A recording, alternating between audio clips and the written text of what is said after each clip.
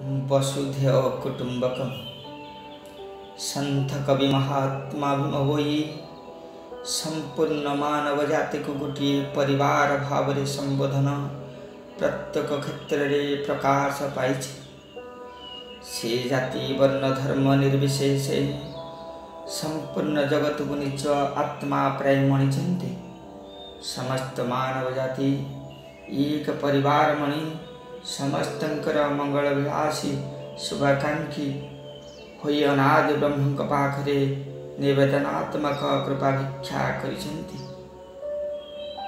परिवार सदृश्य मानव समाज पई महात्मा भीम भोईंक स्तुतिर प्रकाश पाए।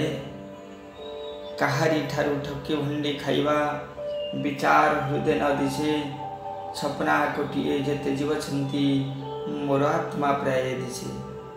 आत्मा भगति रे दोषा दोष नहीं उच्च नीच सबु सम भणे भीम भोई गुरुपाद ध्यायी निर्गुण हे नाम ब्रह्म। मुझे मूर्ख कवि वेद मार्गे भजी तुम्भ करुणा मातर समान रे देखी सत्य धर्म साखी करि न पारे अंतर।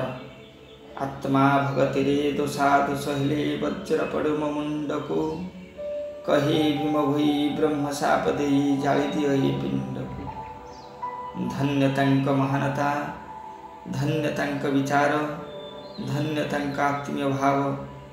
संत कवि महात्मा भीम भोईंक एही आत्मीय भाव को मोर प्रणिपात। महिमा लेख महिमा लेख।